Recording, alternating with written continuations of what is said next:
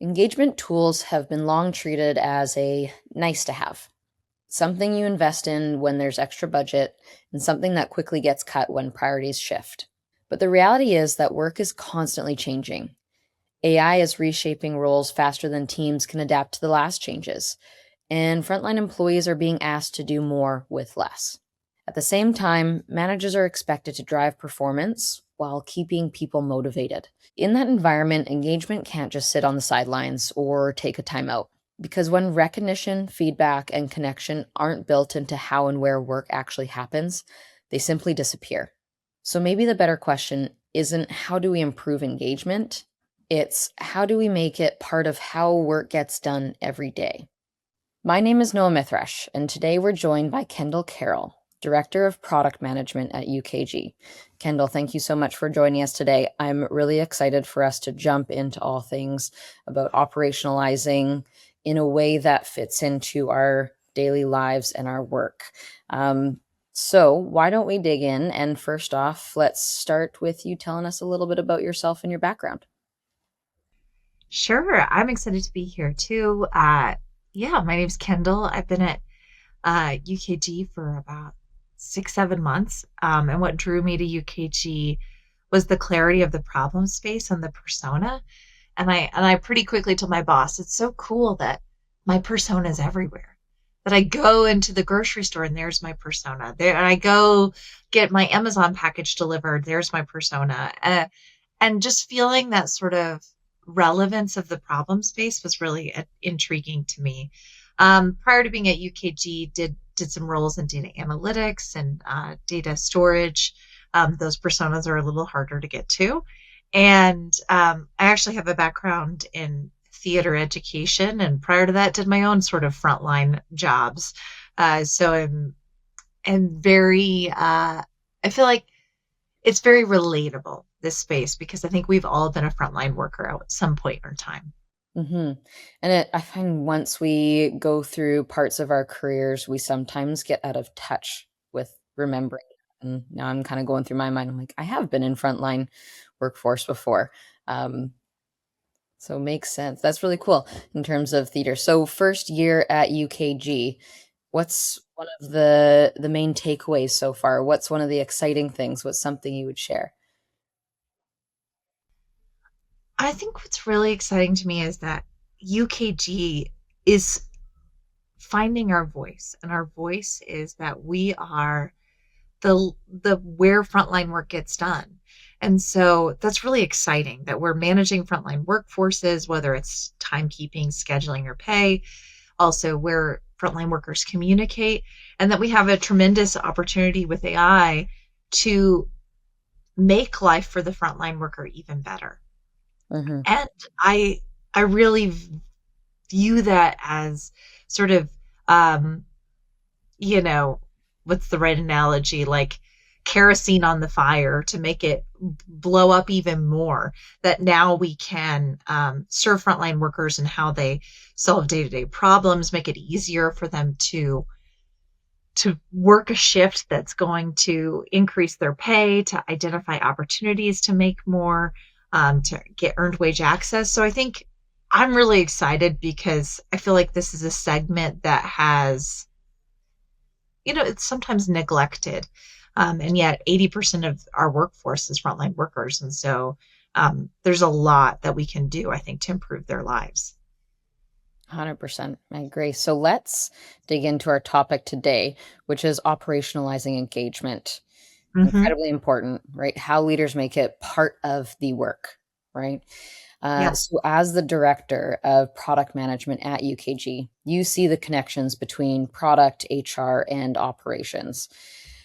From that vantage point, where do you see the biggest gap between how organizations talk about engagement and how it actually shows up in the day to day workflows? The reality is that engagement, a lot of places, is still treated as a program. And so it's a program that's like surveys, campaigns. And when you think about that, like, I don't get a survey when I've recently thought about whatever the problem is. It's like it's an afterthought. I'm having to reflect backwards on a behavior, or a campaign is sort of short lived. And I think the big thing that we're seeing is that behaviors needed to be embedded in work and where work happens. It shows in the data we've got 55% of frontline employees are dissatisfied with their experience. 42% feel like they're treated like a number, not a person. This is from some research that UKD did in 2025. And so, really, what happens is that many of these tools sit outside of the flow of work, and people have to go think, oh, I have to go do this engagement thing, or I have to plan it. And so, what we're measuring is actually lagging sentiment, not really in the moment action. So the real gap is that while companies have systems of records, they don't really have true systems of interaction for how they interact with their employees and create this space for employees to engage. So engagement, I believe, only happens when it's tied to moments that already happen. So a shift starting, someone covering for your shift, someone being on time for 3 weeks straight. Those are things that we want to recognize because they are happening in the moment and they are behaviors that we can track rather than reflecting at the end of the quarter. Okay, how should I recognize my employees now? It's more appropriate and more valuable when it's timely. Mhm. And I completely agree. So trying to take that from a concept of, hey, you need to be in the moment more. What does that look like in practice? Yeah, I think it's a little bit about proximity to work. So if it's not on that same surface, it won't stick. Think about it like you and I were desk workers. Um, for me, I'm in Slack day in and day out. So to be able to acknowledge someone and their performance and their um, a way to recognize them right where I am, that's the most valuable. And so if something feels like extra work, it's going to get dropped immediately. So I think the time to complete has to be in seconds, not minutes.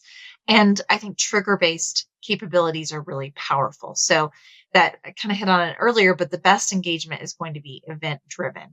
I I covered for an employee. I took that last minute hard to find shift. I'm on time. I stocked the bathroom, whatever the case may be. And those activities need to be recognized. And then the manager behavior is the multiplier.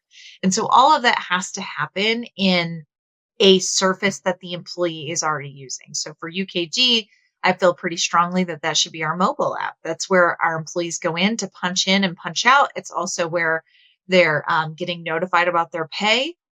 You're already there. So that's a great place to recognize. Um, and I think that fragmentation of disconnected tools where you've got some frontline workers, you've got some corporate employees that really can enhance the divide. And so thinking in a frontline first mode of where are they? What are those triggers that they have in their day to day is going to help change the behavior because you're not actually having to change the workflow. Mhm. Something that rings true to me back in my startup and building product days, right, is everything that we would dive into from the, hey, the the value of the screen space on someone's phone is ginormous, right? Like, it's incredibly important, and have them add yet another tool and have to learn another product, right? When you're introducing a new program, such as recognition program, for them to have to go and add a new tool and learn something new, those are all adding multiple friction points, right? So having it all be, like you said, in the same tool is so important and timely. So obviously frontline, huge focus on mobile. What is that looking like in terms of, and if you don't mind sharing some insights into what you guys are doing to enhance mobile? Oh my gosh, we're really leaning into mobile because we know that that is where the frontline worker is. Mhm. One thing we're doing at UKG that I'm really excited about is we're giving Bright, which is our AI capability, a voice. And what this means is for a frontline worker, you can actually say, hey, what's my next paycheck to your phone? Or when's my next shift? And Siri will connect you to the UKG mobile app, show you where that action is, and answer your question. And so that's one way we're thinking in terms of mobile work or frontline workers are on the go. They're just in the moment going to be able to access their mobile device and be able to solve problems. That's one way. Um, Other things we're doing is we're building a series of agents that are very focused on frontline worker specific use cases. So think about, if I'm a frontline worker, do I really know who my HR rep is? Do I Mm. know when I have need medical leave who to go to? Does my manager even really know um, how to answer that question if they don't have to give that answer very often? And the answer is normally no. And so, what we're working to add are agentic capabilities. We're releasing some this summer. We announced one at the Google Next Summit. Um, to be able to give a frontline worker the ability to say something as simple as, "Hey, I need to take medical leave." And our AI would direct them to the correct policy. The policy would then be triggered if the employee chose to go forward with that policy. And all of that automation of the service delivery would happen intelligently and agentically in a way that really accelerates the outcomes to end employees and gives them the benefit of getting an answer in minutes or hours instead of days or weeks, and lets them really live their life and focus on that rather than having to you know have that friction of an HR process that they don't have to go through very often. Well, you're eliminating so many clicks, Yeah, right? And so saying, "You have to figure this out," right? It's more of just a conversation, hey, straight to the answers. yeah. Yeah, and something I love about what you said with Bright AI and using the voice, I was reading on the user behaviors of the generations that are now in the workforce, right? So think of Gen Z, they primarily use voice Yeah. to engage with their mobile devices. Meaning, like, if you're in retail and you have seasonal workers that are on the floor in a shop, clothing, right? A lot of young Gen Z workers. Or even I think of the use case of my dad, right? He worked in construction. And by the time he got his first actual smartphone, he still to this day doesn't know how to text, but he knows how to talk to Siri and get all of the answers. And I even watched, as a millennial, him bypass me in how he uses voice. Yeah. Yeah. It's I'm incredible. having to teach myself to use voice more, Mhm. but I'm finding that, when I use it the most is in the car when I'm like, "I don't wanna use my hands, Right. but I have all these things that I need to do." Um, so yeah, I do think it's a very Gen Z focused use case, but to your point, my parents also probably use voice more than I do, because they hate typing on a phone with their fat thumbs. I think we're sandwiched in that middle ground, Yep. right, as the digital natives, right, where we had exposure to before and the after. So, Gen Z, they picked it up really quick and they're like, "This is the easiest and fastest way." And then, you know, the older generation that are still in the workforce in a big way, that they're using voice because the device is too complicated. So Well, and we also come from the pain of experiencing voice before it got good. Right? Like, true. you and I had the pain of, "Oh gosh, that's not what I said." And now when I look at what is transcribed, it's normally pretty close to accurate. And the things that it misses are sometimes my Texas accent coming through or a name that has a weird spelling. And But in general, I think the quality of a voice has improved so much, especially with large language models, that I think we're going to see more and more voice first interfaces to come. definitely. And it's all happening fast. Very Yeah, fast. for sure. Looking for a scalable recognition program that works for your organization's specific needs? Book a demo today and speak with Gusto's recognition experts about our flexible programs. Go to gusto.com to get started today. So my next question for you is, a lot of companies invest in engagement tools. They still end up feeling pretty separate from the actual real work. So what we've been talking about, like, how does it actually fit into people's day to day?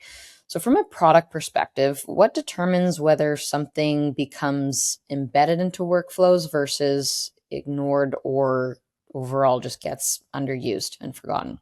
Yeah, I mean, I think with anything, it's great to start small and intentional.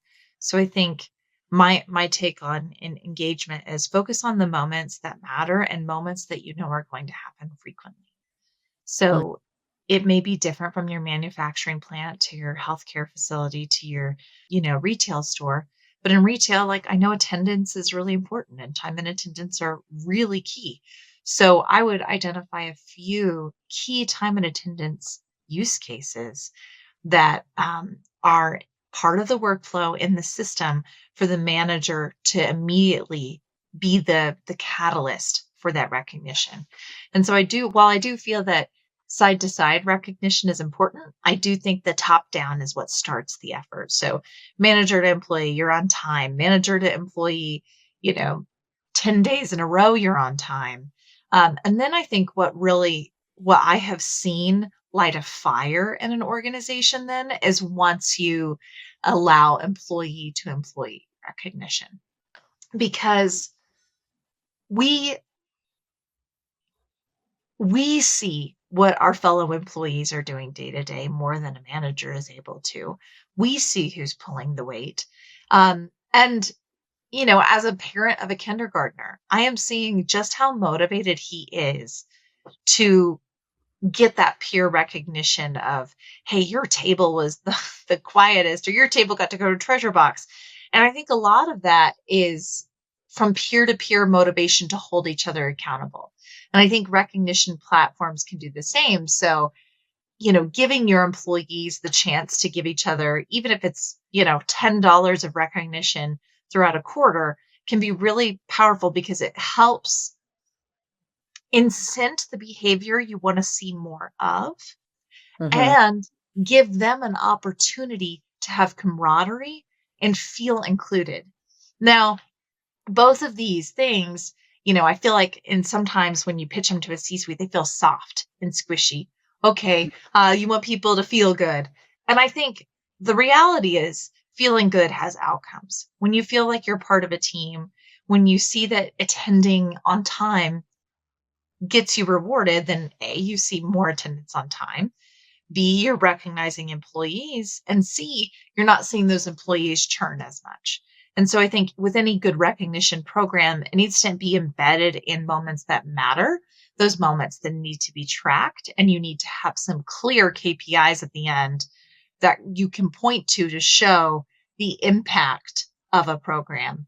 Um, and I suspect that time and time again, that impact will be felt if you are tying to some clear outcomes and behaviors you're wanting to drive. mhm. And I think that's so important to be able to communicate expectations or, like you Yeah. mentioned, the behaviors that you wanna see more of.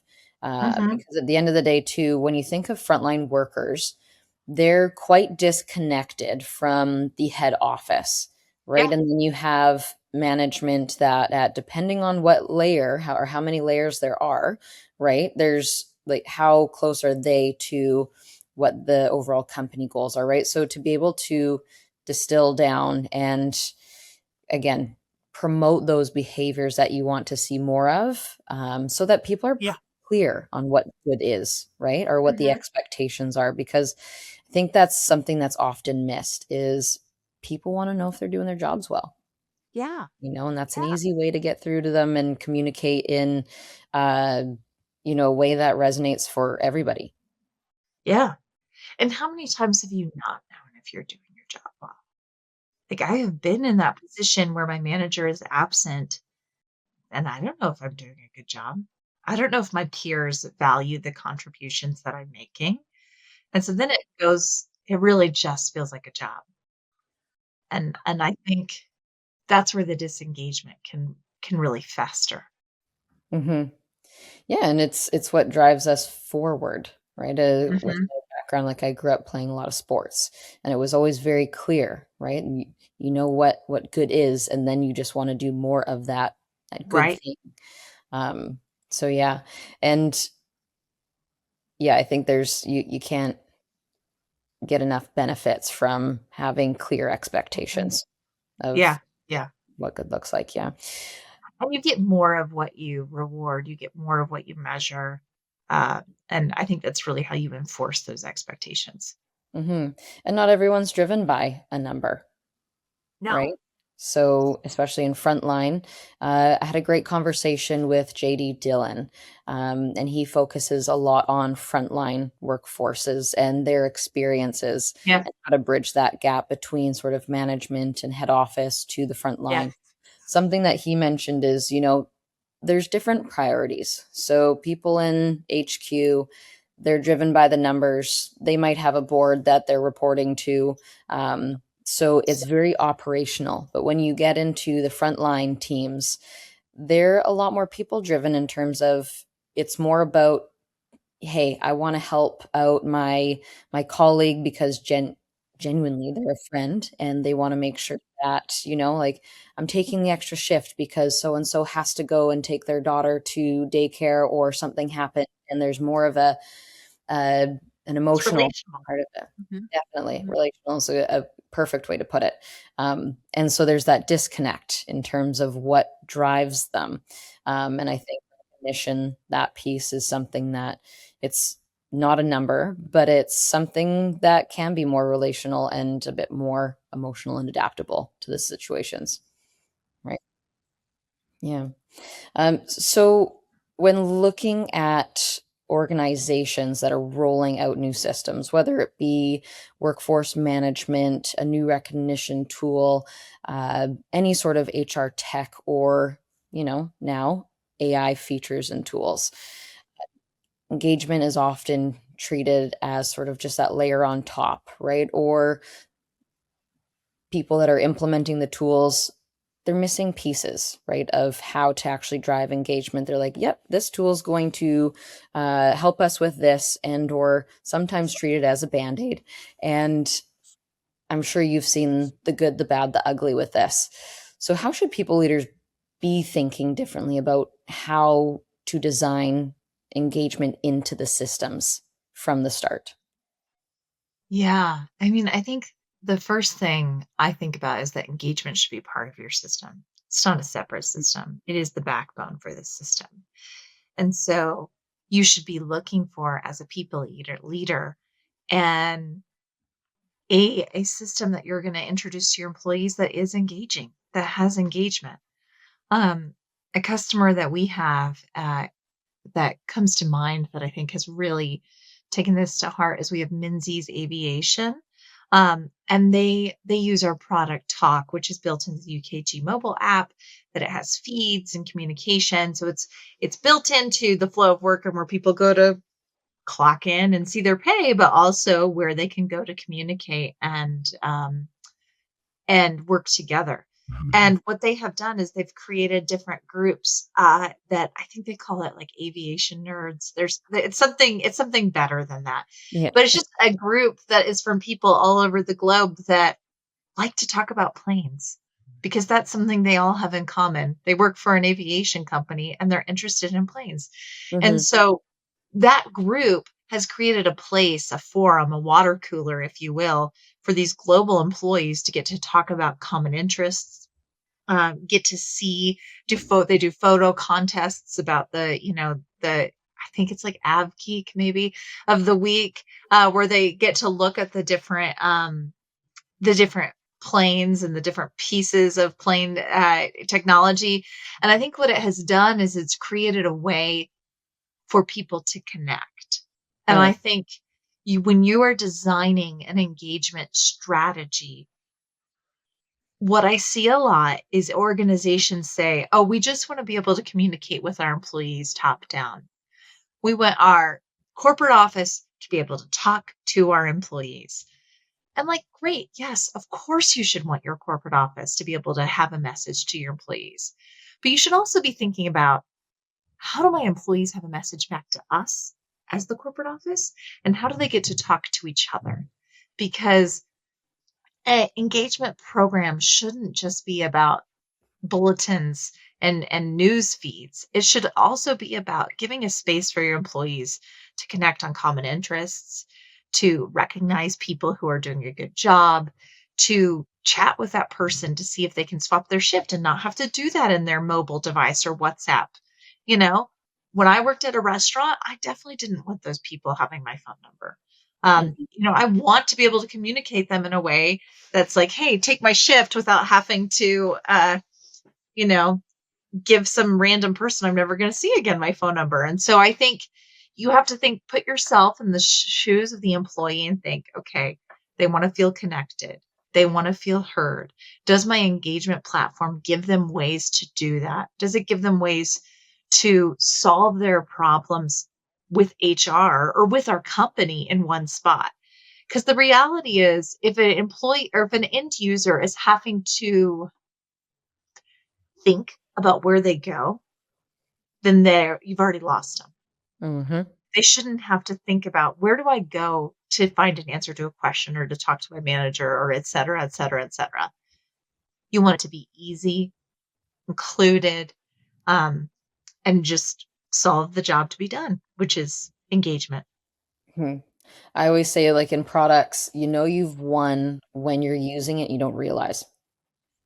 It's just added to your life, right? So something key that you said is, having to put yourself in the shoes of the employee using it. How do you, like at UKG, how do you promote people and like how you guys are building the products to actually get team members to do that, to put themselves in the shoes of the employees? What do you guys do? Well, great question. First, I will say UKG uses UKG for everything, which is, I think, a benefit of being in a space that is so core to so many businesses. Like we use UKG for our payroll. We use UKG for our service delivery. It is our backbone. However, I don't really need to use UKG Talk because I have Slack and I have Teams because UKG Talk targets frontline workers. And so what we have done is for the UKG Talk teams in engineering and product is we have given us all access to talk in our own mobile apps so that we are communicating there. And I am incentivizing the team to find any issues or friction points and add them to the roadmap and solve them themselves. So I think literally actually using the technology, man, I think that's got to be paramount for all product teams. And I think also gives a great deal of user empathy when you have to see where do we fall down. Um, the other thing we are able to do a lot more of now is actually get out and test technology with customers. One of the great things we're seeing with AI is it's increasing our ability to deliver proof of concepts, to deliver working mocks very quickly and get feedback before we even build it. And so that is helping us get product and feedback in the hands of the users faster so that we know if we're building the right things. For example, we're working right now with the Gusto team to do a Talk Gusto proof of concept for a few key customers. And we're aiming to get something out in the next few months. And we'll put it in the hands of users. We're going to get their feedback. We're going to understand if it works. And I think that to me is really exciting that we can get feedback faster than ever before. Yeah. Well, fast feedback, right? Yeah. There's no failures necessary, but it's like you just got to put things in action, right? Yeah. Otherwise, you don't know what problems you're going to solve for. You can't solve everything up front. You can't predict what's going to happen, right? You just need to start using it. Um, Yeah. and also, I have this thing where I always ask vendors, I go, do you use your own tools? Before buying? 'Cause I'm like, I don't know if I can trust companies that don't use their own tools that they're building, right? If there's a use No, you case. don't believe it if you don't use it. You Hmm. gotta, they used to call it eat your own dog food, but now I prefer drinking our own champagne. I think I'm a broken record with I'm drinking my own our own Kool-Aid at Gusto. I've used that Yeah. before because it helps you relate in so many different ways. Sure, when I joined Gusto and I'm just coming up a year, so similar to probably around the time when you joined UKG, um, And coming into it, I understood the product. I've been working in HR Mhm. tech for a number of years. And so conceptually, I'm like, yeah, I get how it all works. But it wasn't until I used it that I understood it and I felt it. Right. And those are two very different things of, hey, I understand how the product works, but also I understand the benefits. I understand the challenge, the true challenges we're solving for people because we live it. Right. Yeah. Yeah. Yeah. I totally agree with that. Hmm. Like, I have a total sidebar, but I have an app I use that allows me to get childcare at my gym. Okay. And the job it solves for me is such an important job to be done. I want childcare so I can go to the gym. But the app itself is garbage. And I just think about that all the time is like, you know, there are things I use not because they're delightful, but only because they solve the job to be done. And for engagement experiences, that cannot be the case. They have to both be delightful and solve the job to be done. Because if I'm not engaged while I'm using it, then I can't actually get to that job of communication, collaboration, etc. It's not like a tax return where I just know I just have to do it. Doesn't Mhm. matter if it's delightful, it's never going to be delightful. Right. Yeah, and even if the job to be done is that important, you will use it, but it's inevitable. You're gonna drop off. Right. And if something better came along, I would jump in a heartbeat. Mhm. 100%. And I think that's a hidden friction that a lot of companies need to be aware of and really use their products themselves and sit with their users because that pain, um, when someone figures out how to solve it, then it's easy to be displaced. Mhm. And like you said, the fast feedback. Yeah. There's a new startup coming out of, I think they're based in Australia. I'm not sure if you've heard of it, Kinso. Um, They've done a really cool job around, like, before launching, how they're bringing in tranches of people, very Mm, specific personas to test, and they kinda share all of this experience on, socials from LinkedIn to Instagram, and, oh, um cool. yeah, but, like, just leading you through that pathway of, sharing their experience of testing products to see, Yeah. okay, like, I'm buying in because I feel like once I have access to this, it's gonna be perfectly thought out, right? Right. Um, It's like and celebrating growth, right? Celebrating feedback.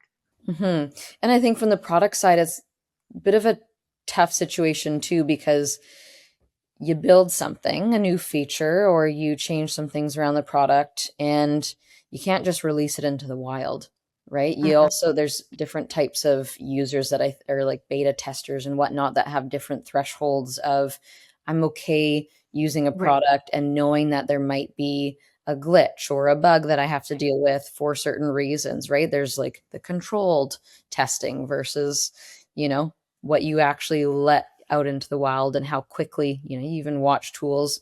If you think of like an Instagram, how quickly they test things. Also Oh, knowing, yeah. With mhm, all their different beta cohorts and yeah, A/B testing all over the place. yeah, it's an interesting world. Recognition doesn't have to be complicated. With Gusto, you can send rewards to anyone, frontline or office, employees, and customers. You don't even need an email address. It's simple, scalable, and takes minutes to set up. Start your 30-day free trial today at gusto.com. We've talked a bit about AI, right? And looking ahead as AI and automation become more embedded into workforce tools, how do you see engagement evolving? And this is something like I have to ask because I don't think there's a conversation you can have nowadays where there's a product and there isn't some sort of like AI conversation attached to it. Um, but what role should product teams play in ensuring that the human side of work doesn't get lost? Yeah, I mean, I don't think AI is going anywhere. Just Mhm. kidding. That thing's gonna be old news very soon. Yeah. Uh, so I think two things. One thing I'm really aware of as we are leading a capability that allows humans to talk is making it very clear when I'm having a human interaction or an AI interaction. Um, like I don't want if I'm going to talk to someone, I don't need AI for that. I don't need AI to find out, Noah, if you can cover my Saturday night shift. I don't really need AI. Now, where I may want AI and where we're working on this is like maybe I want to actually swap that shift and I want it to be done intelligently. That's where AI needs to come in. So I think it needs to be very clear when you are talking to the system and when you are talking to a person. And I think chatbots look a lot like chat. And so that's important to have the clarity of human interaction, chat interaction with the bot, and being able to have the intelligence of AI brought to a human chat, fine. But the AI needs to declare itself and it needs to be very clear that that is an AI generated suggestion. I think the key with AI too is to surface moments, not replace them. So you surface the idea we talked about a lot. Hey, this person picked up a last minute shift, prompt recognition. That's powered by our entire artificial intelligence.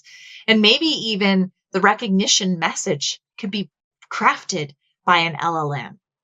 That's amazing. But there still is a human side of it that the manager needs to review that and know they sent the recognition. They may even want to have an in person connection moment to talk about it. And so I think the key is AI should be used to reduce that friction. We already know 76% of frontline workers are burned out. So AI can't turn into noise. It needs to turn into a an amplifier of what the human is already able to do. So a manager now, instead of recognizing one person, can recognize 10. Instead of doing the shift planning, based on past analytics, you're able to do it with predictive analytics. Instead of nudges having to come from your own noggin, they can come from an LLM that encourages you to make those changes as a manager. And so I think the key is to let AI work alongside the humans with that, while it is very clear that the relationships of humans need to be preserved and encouraged, and connection human to human is, I think, going to become increasingly important and something that organizations need to preserve to help their employees feel, you know, seen and part of a team. Mhm. And we've seen it be put into place with recognition where they'll have the AI tool create the message that you get to just click send, and the problem with that is there's no personalization. It sounds like a robot, and that moment that can be so impactful just ends up falling flat so fast. Like, in that moment, being like, obviously that was not actually written by Noah, or that was not Right. written by Kendall, and that kinda doesn't really encompass the whole moment of what happened, right? So that personalization point and, like, actually coming from a human, I think is still very important. Um, I don't know if you've seen the AI insights features that are being released by Gusto coming up. We talked about it in our recent product webinar. But using AI to support team members, specifically the managers, right? Because I think that's where, I live this as well, where I had come from different corporate backgrounds or places where recognition wasn't as popular or like wasn't used, right? So it was a learning curve for me. Not that I didn't do one-on-ones with team members and like vocalize it, but it was more building habits and understanding how does this work? How can I build this into my workflows? And using AI in a way that helps, more seamlessly as like a buddy beside you that goes, hey, this is a great moment. And like, this is how you're scoring, Mhm. right? So adding some like gamification and stuff to it where Mhm. feels a little bit more of like a support rather than, I'm having it do this job for me, right? I think there's so many different ways that AI can be used in that way. Um, so yeah, think Yeah, I think the nudge is so important. The nudge and the reminder to do it with maybe a start on what to say, but not finishing the task. because Mhm. recognizing people as uniquely human. Like today, it's Teacher Appreciation Day when Noah and I are talking. And I thought, I did, this is how corporate I am. I thought, should I ask ChatGPT to help me write a thank you note? And then I was like, no, I am going to write the thank you note. It's going to be personal and there will be some misspellings because my handwriting's garbage and it'll be a little messy. But this teacher means so much to me that I want to get it right. And I think that's going to be important for um, managers to make time for those moments. And my hope is that AI will automate more of the mundane tasks that don't need that personal touch. Payroll, service delivery, leave of absence. There's plenty of things that should be automated, but I don't think the human touch can be automated. Mhm. I think there's also AI is this shiny new toy, right? That everyone's like, "We need to use it for everything." And it's like, "Whoa, whoa, hold on." Yeah. Yeah. Yeah. Yeah. Absolutely. Yeah. Uh, Working or like developing products that Frontline is using and implementing AI into that as well. What have you seen? I think it's been really interesting just in the last 3, 4 years, right? Because it's just AI has blown up, right? Um, but there's different perceptions of it, right? And often frontline workers, depending on in or industry, sorry, but there was this idea that, "Oh my gosh, AI is going to take my job," right? I think that's playing out in a little different way than people thought, a couple years back, but there was a hesitation or, a "I don't like AI" movement for a while. Have Do you see that changing, as you're implementing into the product and how customers are using AI and the openness to use AI? I mean, I think the reality is it's already showing up in direct to consumer applications everywhere, right? Like Mhm, I think it's everywhere. And so I feel now that there's more of an acceptance that, okay, AI does help me. Now, do I feel that there still is worry? Yes. I think we still see many frontline worries. Workers are worried about AI. Many white collar workers are worried about AI. And I think to me, the way I view it is I have an intern who's really smart and powerful who can help me do more in my day. Um, so let me be intentional about what parts of my day that intern is doing and which parts of my day that I need to do myself because they're high value or require a human touch or connection. And so what I'm seeing with frontline workers is they are, for many organizations, the soul, right? Like if I'm selling goods, the frontline workers are how they're delivered and how customers experience them. If mhm, I'm going to Marriott, that is how uh that is how um that is how the experience is made is by frontline workers. And so I think AI should be focused on automating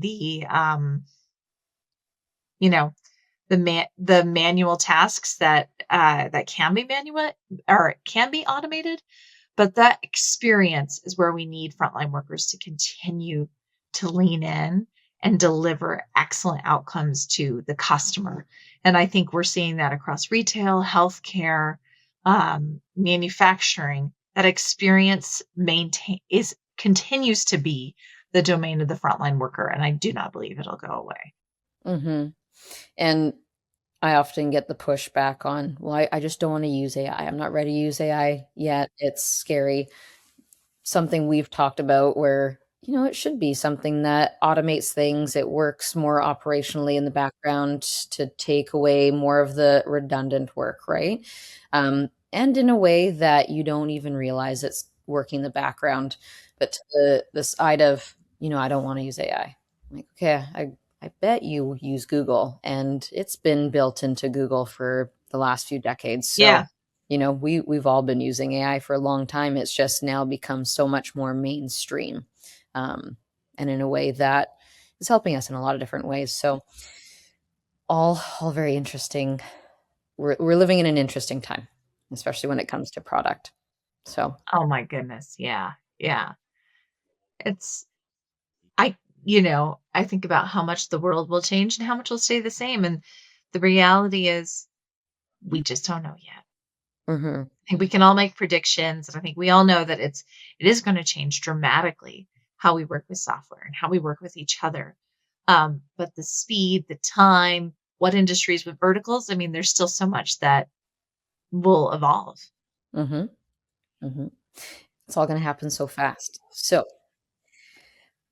finally, we like to leave listeners with a takeaway of some sort or something they can action right away. So, for leaders that are listening today and want to move engagement from a program to an operational habit, what's one practical change you could make or they could make this week inside their existing tools or workflows? I would say pick one high frequency activity that you want to have an improvement on behavior or improvement on completion. Pick it, identify it, and then add a triggered response. So after X happens, do Y. After Noah punches in on time 5 times, notify me.